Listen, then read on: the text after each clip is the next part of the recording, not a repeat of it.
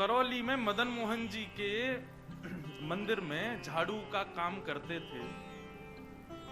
उनका नाम था काले खां। क्या नाम था? काले खां। काले खां बड़े प्रसिद्ध हैं, मैंने उनका चरित्र पढ़ा भी है, श्री काले खां जी का। तो काले खां जी के नाम से आज भी मदन मोहन जी की आरती होती है। तो ऐसा होता ही नहीं कि काले खां को प्रणाम नहीं कर दो। देखो कितनी बड़ी बात। हमारे हिंदुओं के इष्ट ठाकुर जी हैं और उनकी आरती होती है, तो आरती में एक विजातीय व्यक्ति का स्मरण किया जाता है, तब आरती संपन्न होती है श्री मदन मोहन लाल जी की। तो काले खां जो थे वो झाड़ू का काम करते थे मंदिर में। अपना घर चलाने के लिए उन्होंने ये कार्य स्वीकार किया। परंतु देखो यहां बहुत सारी बातें इसी कथा में सिद्ध हो जाएंगी। ठाकुर जी के प्रति प्रेम होने के लिए हमको हिंदू धर्म में होना, एक भक्त कुल में जन्म लेना, या हमारा एनवायरमेंट भक्ति युक्त होना जरूरी हो, ऐसा नहीं है। रैदास जी कहते हैं, सो ही सुहागन प्रिय जाहि रीझें। भक्ति वो ही कर सकता है जिससे ठाकुर जी रीझे हों। इसलिए अपने लिए ताली बजा लेना कि हम लोग कथा सुन रहे हैं, तो इसका मतलब ठाकुर जी हमसे रीझे हैं। आप अपनी इच्छा से सुन ही नहीं सकते, मैं अपनी इच्छा से सुना ही नहीं सकता। यदि मैं बिहारी जी जा रहा हूं, मैं कथा में आ रहा हूं, मैं वृंदावन जा रहा हूं, तो इसका मतलब ये बात निश्चित है कि ठाकुर जी मुझसे प्रीति करते हैं, इसीलिए संभव है। वो नाराज हो जाएं तो हमारी मजाल क्या जो हम अपने बिस्तर से उठ के और कहीं नहा धो करके बिहारी जी भी चले जाएं? नहीं जा सकते। वो अपनी महफिल में हमको दाखिल कर लेते हैं, अपनी आंखों के आगे हमको खड़ा कर लेते हैं, इसका मतलब वो भी हमको देखना चाहते हैं, इसीलिए।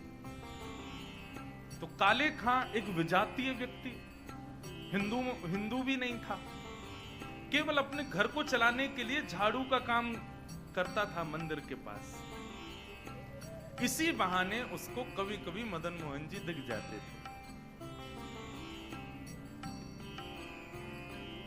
अब देखते देखते, झाड़ू लगाते लगाते अब उसकी आदत में आ गया कि अब वो बिना श्याम सुंदर को देखे रह नहीं पाता। रोज मंदिर में जाता, झाड़ू लगाता और पीछे सीढ़ियों पे ही खड़ा हो जाता। अंदर तो जाने की उसको अनुमति नहीं थी। तो वहीं से भीड़ जब इधर उधर होती थी तो बीच में से थोड़ी सी झांकी श्री मदन मोहन जी की उसको दिख जाती थी। मानो उसको ऐसा लगता था उसका हृदय परम शीतल हो गया हो, परम आनंदित हो गया हो। धीरे धीरे भक्ति प्रस्फुटित होने लगी हृदय में।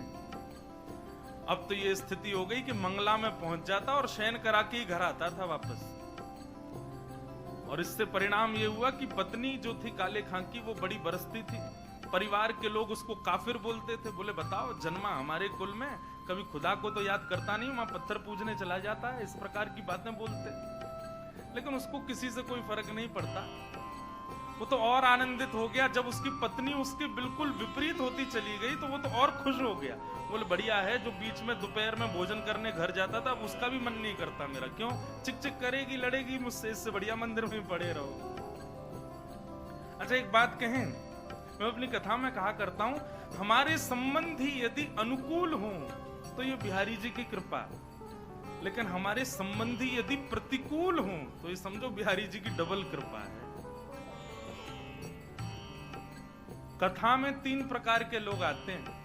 पहले इच्छुक, दूसरे आमंत्रित, जिनको निमंत्रण आमंत्रण भेजा गया है, और तीसरे जो घर परिवार और संसार से दुखी हैं।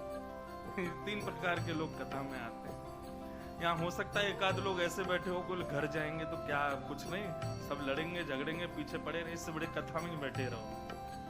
तो मंदिर कथाओं में जाने वाले 3 प्रकार के लोग होते हैं, इच्छुक, भक्त, आमंत्रित और दुखी दुखियारे बेचारे। तो काले खां को तो और अच्छा लगता, पत्नी बेचारी ऐसी विमुख हो गई कि अब तो वो पूरा दिन ही मंदिर में ही निकालती। लेकिन काले खां की व्यवहार धर्म में एक पीड़ा थी कि उनको कोई संतान नहीं थी। घर परिवार के लोग सब उसको बहुत डांटते थे। बोले अरे तू खुदा को भजा कर, वो तुझको संतान देंगे, वो तेरे को बेटा देंगे, तू किसको भजने चला जाता है? खुदा को पुकारता ही नहीं है, इसीलिए तो तेरे बालक नहीं हो रहा। अब तो रोज की इतनी चिकचिक हो गई कि काले खां एक दिन मंदिर गया, मदन मोहन जी का श्रृंगार दर्शन कर रहा था, दूर खड़े खड़े बोले हे मदन मोहन लाल जी, मुझे पुत्र की कामना नहीं है, मुझे संतान की कामना नहीं है, पर आपकी भक्ति करने में, आपसे प्रेम करने में बाधा बनती है मेरे परिवार के लोगों की बातें, और वो बातें तभी खत्म होंगी जब मेरे घर एक पुत्र हो जाए। हे नाथ, मुझे पुत्र की कामना नहीं, मेरी कामना तो ये कि सब चुप हो जाएं और मैं आपकी भक्ति करता रहूं, इसके लिए आप मुझे एक पुत्र दे दो। देखो कितने बढ़िया ढंग से ठाकुर जी से पुत्र मांगा, और कृपा ऐसी हुई कि कहां परिवार के लोगों ने जब ज्यादा बोलना प्रारंभ किया तभी खबर आई कि काले खां की पत्नी जो है वो गर्भवती। पहले तो आधे लोगों के मुंह बंद हो गए। काले खां भी सबको बोलते थे, बोले तुम लोग कहते हो खुदा को भजो तभी बालक होगा, दो मेरे मदन मोहन लाल जी ने भेज दी संतान, अब देखना होगी। फिर ये हुई कि अब बेटी हुई तो समझेंगे कि इसके ठाकुर जी ने दी, बेटा हुआ तो समझेंगे हमारे खुदा ने दिया। बोले ऐसा नहीं, ये तो हमारे ठाकुर जी कृपा करेंगे, उन्हीं की कृपा से ही हो रहा है। और काले खां के यहां पर एक पुत्र ने जन्म लिया। जन्म लेते ही महाराज काले खां बड़ा खुश, इसलिए नहीं कि पुत्र हुआ, इसलिए कि अब सबके मुंह बंद हो गए, अब मुझसे कोई कुछ नहीं कहेगा, अब मैं निरंतर मदन मोहन लाल जी का खूब दर्शन किया करूंगा। लेकिन हमारे ठाकुर जी सीधी सीधी जीवन जिए कोई, इससे ठाकुर जी को आनंद नहीं आता। हमें बिहारी जी बड़े चतुर हैं, खुद टेढ़े हैं तो इसलिए भक्तों का भी जीवन टेढ़ा मेढ़ा ही कर देते हैं। ये बात आप सबने अनुभव की होगी।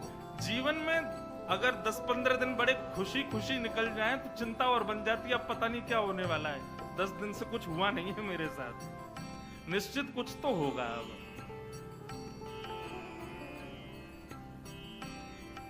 काले खां का पुत्र 8 वर्ष का हो गया, सब आनंदित था, काले खां बड़ा प्रसन्न। अब तो जन्माष्टमी भी मनाता है, राधाष्टमी भी मनाता है, रामनवमी भी मनाता है, घर वालों को नहीं बताता, बस मंदिर में जाके सब उत्सव होते हैं उसमें आनंद करता है। 8 वर्ष का बालक काले खां का यमुना जी के तट पर, नदी के तट पर कहीं खेल रहा था अपने मित्रों के साथ, और एक सर्प ने उसको डस दिया। सर्प के डसते ही महाराज नीला पड़ गया उसका पुत्र, बेहोश होके गिर गया। बालक दौड़े दौड़े गए काले खां के घर, काले खां तो मंदिर में था, उसकी पत्नी को जाके बताया। पत्नी रोते रोते मंदिर पहुंची, जाकर के बोली जल्दी चलो, हमारे बेटे को सर्प ने डस दिया है, वो नदी के तट पर बेहोश पड़ा है, मैं जा रही हूं उसके पास, तुम जाओ किसी झाड़ फूंक वाले को लेके आओ, हमारा बेटा मर जाएगा। लेकिन काले खां व्यस्त था ठाकुर जी की श्रृंगार आरती में, श्रृंगार आरती हो रही थी।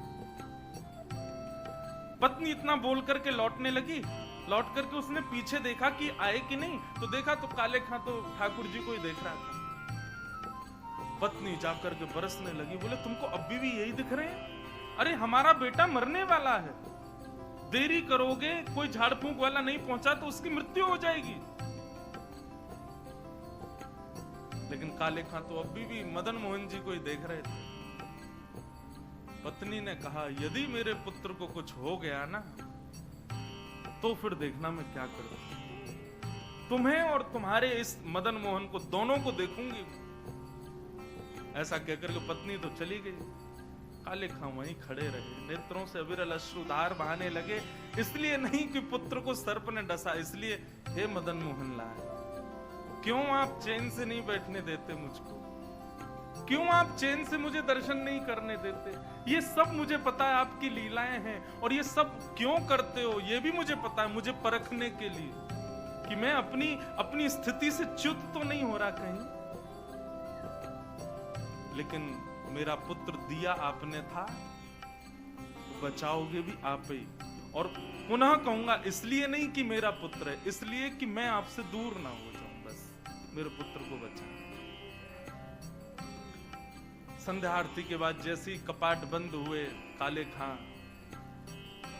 नदी के तट पर पहुंचा। भीड़ इकट्ठी थी। पत्नी को जैसी पता चला काले खां, बोले आगे ओझा को नहीं लाए, झाड़ फूंक वाले को, बोले वो तो मैं भूल गया। इतना कहना हुआ कि महाराज परिवार के लोगों ने काफिर काफिर कहकर के काले खां को सुनाना प्रारंभ कर दिया। दौड़ करके गए, ओझा को लेकर के आए। जैसे ही ओझा ने आकर के उसकी नब्ज आदि देखी तो कहा ये बालक तो जीवित नहीं है, इसकी तो मृत्यु हो चुकी है। सब रोने लगे। काले खां की पत्नी ने अपने पुत्र को गोद में उठाया और ले गई और मदन मोहन जी के द्वार पर जाकर के अपने पुत्र को रख दिया। बोले बहुत कहते थे मदन मोहन लाल जी ने दिया, मदन मोहन लाल जी ने दिया है, तो ये जीवित करके दिखाएं इसको अब। और यदि ये जीवित नहीं हुआ, खुद भी मर जाऊंगी, तुमको भी मार दूंगी और पूरे परिवार को नष्ट कर दूंगी इन्हीं की दहली पर। तब काले खां ने मदन मोहन लाल जी को निहारा और निहार करके कुछ शब्द काले खां ने लिखे। हैं तो थोड़े उर्दू के अल्फाज, लेकिन हैं बहुत सुंदर। इनमें से कई शब्दों के अर्थ तो मुझे भी नहीं पता उर्दू में, पर एक बात कहें, भक्त की जब चरमोत्कृष्ट भक्ति हो जाती है ना, तो उसकी भक्ति शब्दों के रूप में निकलने लगती है। जब भक्ति चरम स्थिति में पहुंचती, कहां मीराबाई ने नहीं गाया, सूरदास ने नहीं गाया, तुलसीदास ने, सबने गाया।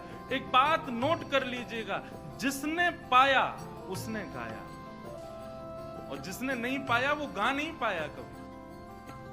यदि बिहारी जी मिलेंगे ना, तो आप गाने का प्रयास नहीं करोगे, गाना अपने आप होगा, अपने आप प्रकट होंगे शब्द आपके मुख से।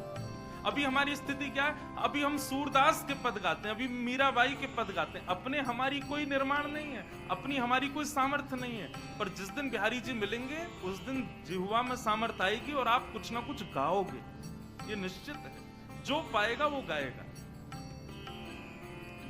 काले खां मदन मोहन लाल जी की ओर देखने लगा और कहने लगा, मुसफक साफीक रफीक दिल दोस्त मेरे नजदीकी हकीकी ख्याल कीजिए। मेहरबान कदरदान आला तू जहान बीच, मुझसे गरीबों का गुनाह माफ कीजिए।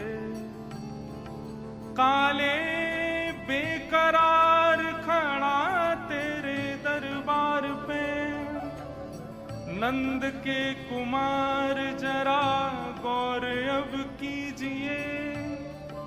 हिंदुओं के नाथ तो हमारा कुछ दावा नहीं, जगत के हो नाथ तो हमारी सुध लीजिए। हे मदन मोहन लाल,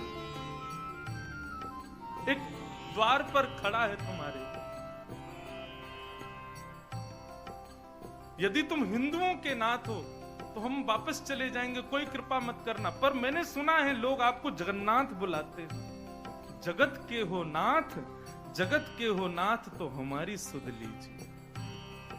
बस ये बात कहनी हुई, नेत्रों से अविरल अश्रुधार बहने लगे काले खां के, और देखते ही देखते जैसे अश्रुधार का एक बिंदु नीचे पड़े हुए काला पड़ गया था पुत्र विष के कारण, जैसे एक बिंदु जाकर के उस पुत्र के मुखमंडल पर पड़ी, पड़ते ही उसका जो काला वर्ण हो चुका था वो श्वेत होने लगा, और धीरे धीरे पुत्र ने आंख खोलनी प्रारंभ करी, उठ करके बैठ गया, देखने लगा, जल पी करके बोला अब्बा अम्मी, जो उसके माता पिता थे उनको उन्हीं शब्द में पुकारा।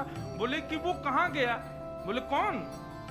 अरे अभी जो यहाँ खड़ा था, मेरे समान छोटा सा बालक था, मेरे जैसा ही सांवला उसका वर्ण था, मोर मुकुट पहनी थी, बहुत सुंदर उसकी मुस्कान, उसके ऐसे सुंदर नेत्र थे, वो मेरा सखा है, वो मेरे गले में गलवैयां डाल करके खड़ा था, कहाँ गया वो?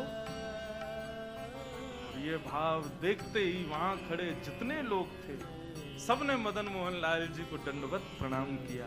सब समझ गए, बोले किसने की है कृपा हमको पता है। तब से लेके आज तक श्री मदन मोहन लाल जी की आरती होती है तो आरती होते ही वहां का एक आरती पूर्ण होते ही एक पंक्ति गाई जाती है। कारे के बेटा को जब कारे ने खाया, कारे के बेटा को जब काले ने खाया, कारे की कविता सुन बेटा जिवायो है। काले खां के बेटा को जब काले नाग ने खाया तब काले खां की कविता सुन करके उसके बेटा को जिवाने वाले बोल मदन मोहन लाल की जय।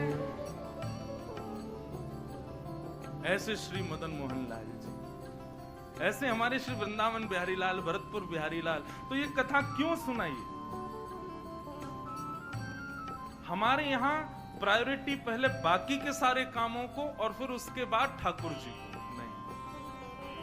यदि भक्त हैं, यदि वैष्णव हैं, यदि आप सांसारी हो तो निश्चित है बिहारी जी को चौथे पांचवें नंबर पे ही रखो। लेकिन यदि अपने आप को भक्त कहते हो, दुनिया से कहते हो कि हम वैष्णव हैं, तो ठाकुर जी को प्रथम स्थान दो।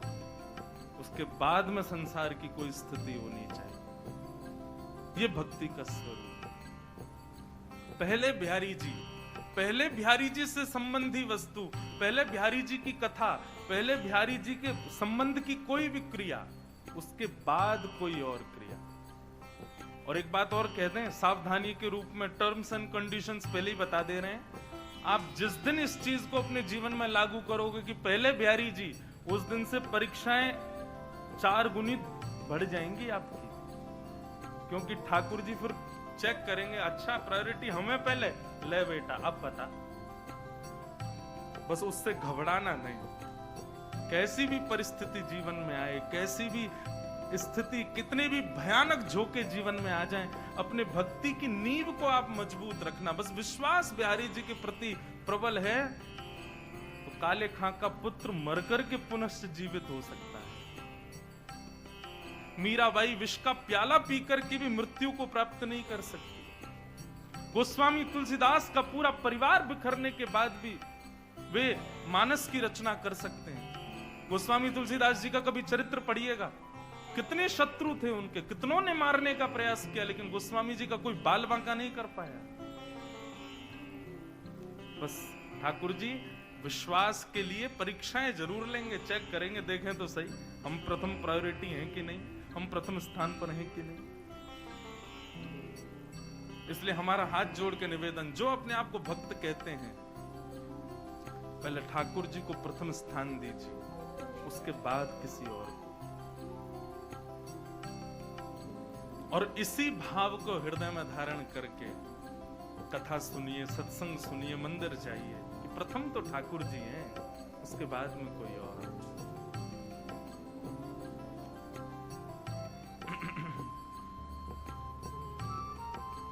बोलो वृंदावन बिहारी लाल की। भूमिका में चले गए ज्यादा, पर अच्छा ही था। जो भी भाव निर्मित हो श्री बिहारी जी की कृपा से ही होता है। तो हम ये विषय क्यों लेकर के प्रारंभ किया था? ये विषय प्रारंभ किया था स्मृति शब्द से, कि वो 5 वर्ष पुरानी जो स्मृति है ना, उसी स्मृति का कल हम फोन कर दें कि भैया सुनो आज ना कथा आप ही लोग कर लो, हम थोड़े थक रहे हैं, हम नहीं आ रहे। तो ऐसा हो सकता है? भरतपुर के अखबार में छप जाएगा, हमारा जयपुर तक, वृंदावन तक हल्ले हो जाएंगे। इंद्रेश जी ने भरतपुर में कथा की और तीसरे दिन फोन करके कहा हम थक गए, हम नहीं आ रहे। हम कर ही नहीं सकते, हमको आना ही पड़ेगा, चाहे सर दर्द हो चाहे पेट दर्द हो। मतलब बाकी के लोग तो समय निकालने के लिए सोचते हैं ठाकुर जी के लिए, हमारा तो कान ही बिहारी जी ने पकड़ा, बोले नहीं बैठना ही पड़ेगा तुझे, तो करनी ही पड़ेगी। घर में चाहे किसी का ब्याह हो, घर में चाहे कुछ भी हो, हमको कथा करने जाना ही पड़ता है। तो ये तो ठाकुर जी की हम पर कृपा है, तो इससे पुण्य तो बनते होंगे बंधुओं। कथा सुनाते हैं, इतने लोग सुनते हैं, तो पुण्य तो मिलते होंगे। पर हमने पहले ही सोच रखा है नाथ, इस पुण्य के बदले हमको एक ही चीज देना, क्या? हम वैकुंठ आएंगे ये तो हमको पता है, ये तो निश्चित हम जान चुके हैं, वैकुंठ से नीचे तो हमको मिलने वाला नहीं है। लेकिन हम वैकुंठ में आकर के भी कथा करें और शंख चक्र गदा पद्मधारी हमारे बिहारी जी के ही पूर्ण अवतार श्री नारायण को सामने बैठा करके कथा सुनावें, वहां भी कथा करें। लेकिन हम अकेले नहीं जाएंगे वैकुंठ। जिस जिस शहर में जितनी कथाएं करेंगे और जहां जहां के जितने जितने लोग कथा सुनेंगे वे सब भी हमारे संग ही जाएंगे वहां। तो इसीलिए हमने अपनी व्यासपीठ का नाम भक्ति पथ रखा। भक्ति का रास्ता, भक्ति का मार्ग जो सीधे बिहारी जी के पास जाएगा और उनके सामने बैठ के हमको कथा करनी है। तो उसमें कुछ शहर हैं जहां भक्ति पथ परिवार अपनी गतिविधियों से, अपने सत्संग से, अपने क्रियाओं से इस भाव को, इस संकल्प को सार्थक कर रहे हैं। उसमें यदि ऐसा कह दूं तो कोई अतिशयोक्ति नहीं, पहले नंबर पे भरतपुर ही है। तो निश्चित है भरतपुर के आप सब लोग हमारे साथ वैकुंठ की यात्रा में, आप सबकी टिकट कट चुकी है, नहीं मन होगा तो भी चलना पड़ेगा, सब चलोगे हमारे साथ। और वहां 7 दिन के लिए जाएंगे बस हम लोग। 7 दिन कथा सुनाएंगे ठाकुर जी को और ठाकुर जी कहेंगे वाह भैया बड़ी बढ़िया कथा सुनाई, अब दक्षिणा मांगो। तब दक्षिणा मांगेंगे, एहो विधिना तो पे अचरा पसार मांगू, जन्म जन्म दीजो या ही ब्रज बसिवो। अब हमको दोबारा ब्रज में ही भेज दो आप। तो 7 दिन रहेंगे वैकुंठ में, फिर दोबारा आ जाएंगे वृंदावन में, फिर से यहाँ पर खूब कथाएं आदि करके फिर जाएंगे, फिर आ जाएंगे। तो यही संकल्प है, इसीलिए इसका नाम भक्ति पथ है। आप सब पथिकों को बहुत बहुत शुभकामनाएं कि आप सब इस पथ के पथिक हो। खूब आनंद से हम लोग ठाकुर जी की प्राप्ति करेंगे। निश्चित है मिलेंगे ही मिलेंगे बिहारी जी, इससे नीचे काम बनने वाला हमारा है नहीं। बिहारी जी सत्य स्वरूप है, आप सब अनुभव करोगे। आप संसार में किसी से कितना भी प्रेम कर लो, लेकिन फिर भी अपने कुछ ना कुछ बातों को मन में छुपाओगे, उससे भी नहीं बोल सकते। लेकिन बिहारी जी ऐसे, उनके सामने जाते ही छुपाना नहीं पड़ता, सब अपने आप प्रकट हो जाता है। जो हम किसी को नहीं बता पा रहे, बिहारी जी के सामने जाते ही वो अपने आप प्रकट हो जाता है।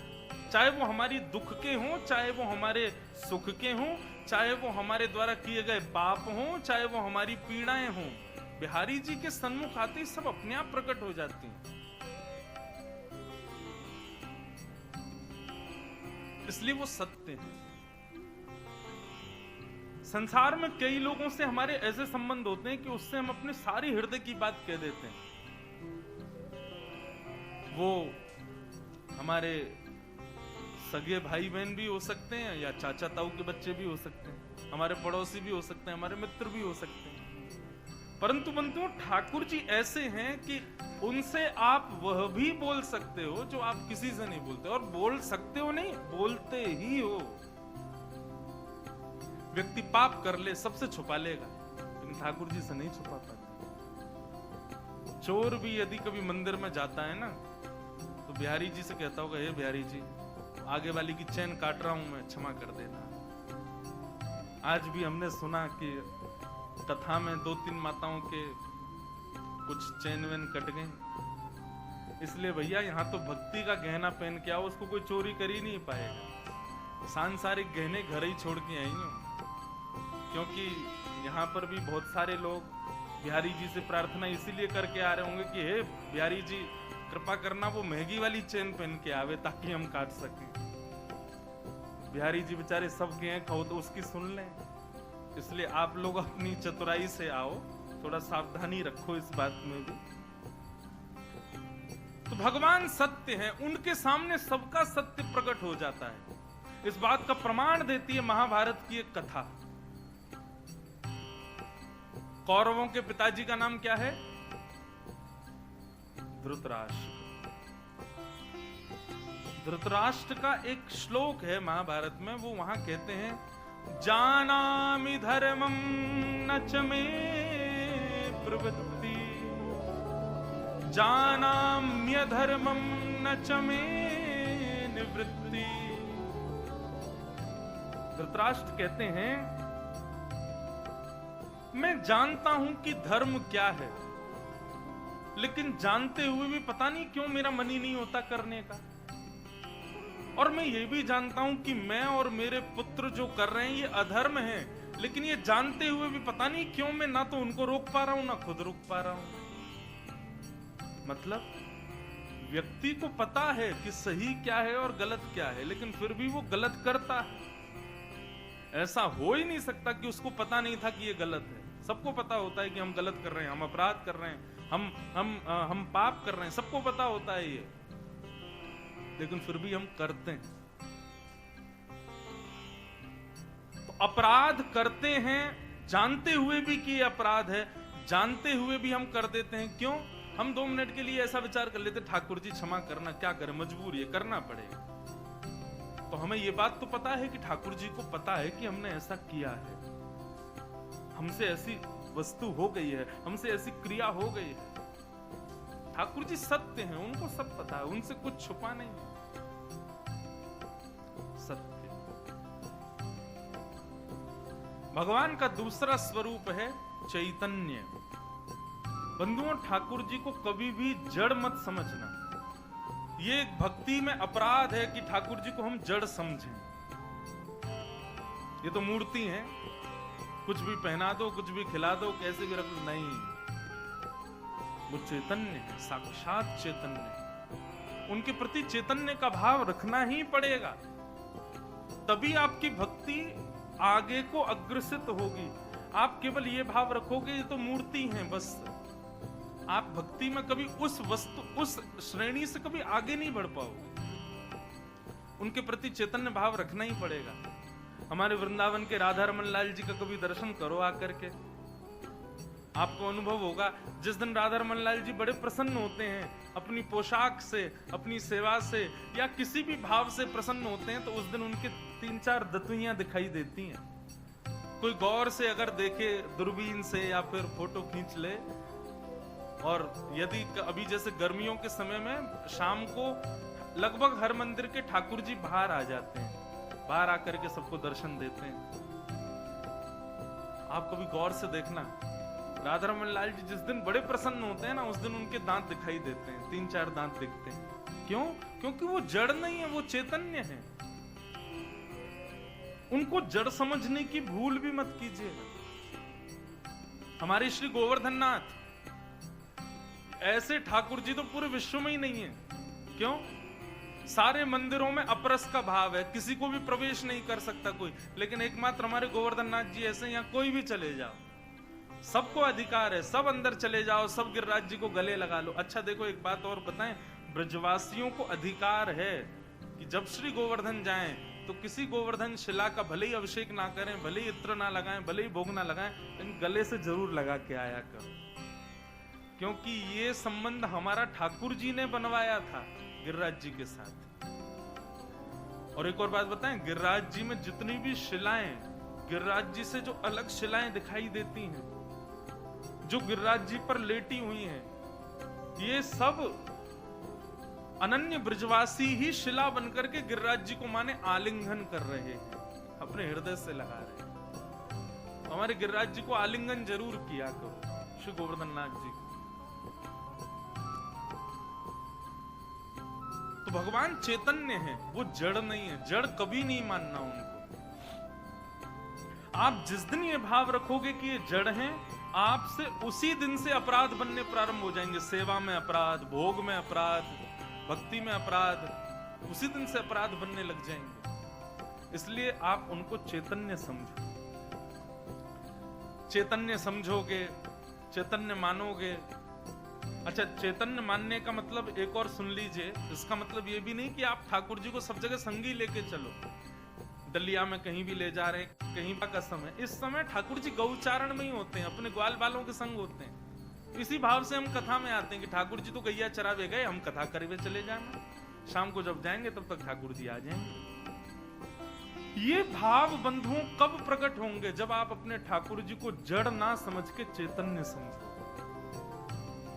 जैसे हमें सर्दी लगती है, हमें गर्मी लगती है, हमें भूख लगती है, हमें प्यास लगती है, ऐसे ही ठाकुर जी, वो जड़ नहीं है। व्यक्ति के कमरों में एसी लगे हैं, ठाकुर जी के कमरे में पंखा लगा है, वो भी जोर जोर से आवाज कर रहा है, चर्र चर्र चर्र, धीरे धीरे चलता है। क्यों? ठाकुर जी के लिए भी एसी लगाओ, वो जड़ नहीं है, वो चैतन्य है। ठाकुर जी के लिए भी उतनी व्यवस्थाएं रखो जितनी व्यवस्थाएं आपके लिए हैं। और ये सब भाव बंधुओं कब प्रकट होंगे? जब भगवान को आप जड़ नहीं समझो, चैतन्य समझो। बुरा नहीं मानिएगा, कान पकड़ के क्षमा है सब लोगों से। अपने कमरों का कद देखिए और ठाकुर जी के मंदिर का कद देखो, छोटा ही होता है हर घर में। हमारे घर आना, हमारे लाल जी का कमरा देखना, सारी फैसिलिटी है हमारे ठाकुर जी की। ऐसा नहीं कि उनको जरूरत है, ऐसा इसलिए क्योंकि हमें पता है वो चैतन्य है, वो जड़ नहीं है। उनको चैतन्य भाव।